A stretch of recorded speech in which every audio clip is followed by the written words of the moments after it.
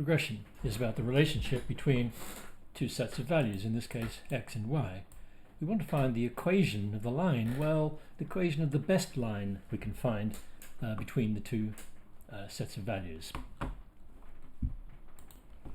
show you what I mean, we could make a chart of those sets of that set of data there. We could insert a chart. We can make a plot of xy scatter, and you can see how we've got the values there. This is the y-axis vertically, of course, and horizontally we've got x. What we want to do is to find the line of best fit between those points. Now, Excel has a way of doing that, and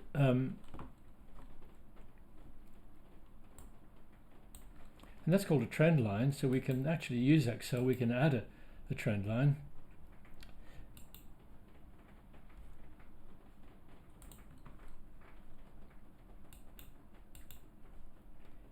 And we can actually find the equation of that trend line by using the options to display the equation on the chart, and it turns out to be y equals 2x plus 0.5 is the line of best fit. And the question is, how do we find that equation of the line of best fit without using Excel, that is? The equation obviously is in the form of a straight line, bx plus a, and you can see that b should correspond to this value of 2 and the 0.5 should correspond to the value of a. So how actually do we get the values of b and a? And I suppose in a fairly complicated manner there are formulas for them. And these are the formulas, rather complicated you might think, but the value of b is given by n sigma xy. What does that mean, sigma xy? It means we multiply x multiplied by y, and then we take the sum of them. And then we've got sigma x squared here, so we take all of the x and then sum them up and then square them. But in this case here, sigma x squared means we take all of the x's and then square them and then add them up.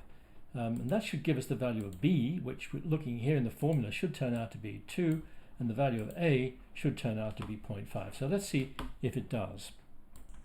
So it looks like we need an xy column, and we also need an x squared column. So we can start by multiplying these together, so equals that multiplied by that. And we can drag that down, so that's the product of each of those, and we can take equals the square of x in this case, and then drag those down. That should square the values. Then we need to add up xy, so I'll click on the auto sum sigma xy, and then we can add up the x squareds. That's sigma of x squared. So let me add up x and y. The easiest way for me to do it is just drag that across. That should give the sum of x and the sum of y, quite simply. So we could substitute values in here. We've got n, which is 3, multiplied by now sigma xy is going to be 31.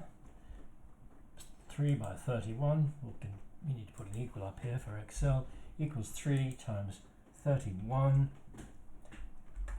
Subtract, and I'll just fill all the others in quickly.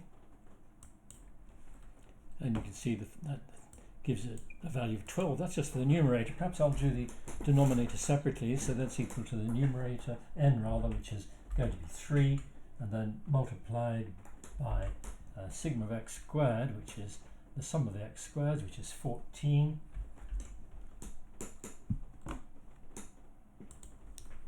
Three times 14 minus 6 squared, sigma x being 6, so 6 squared. So if I press the enter key on that, I will get 12 over 6, and 12 over 6 indeed gives us 2. Let's see if we can work out, we can get 0.5 for this lot here.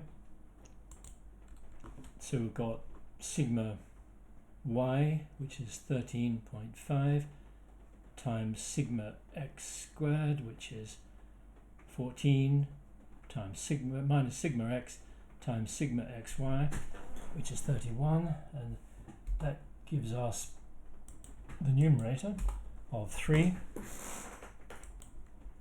Well, if you look carefully, this denominator is the same as the denominator above, which is 6, and so we can see that we've got therefore 3 divided by 6, which is indeed our 0.5. So that's the way that we find the equation of the regression line.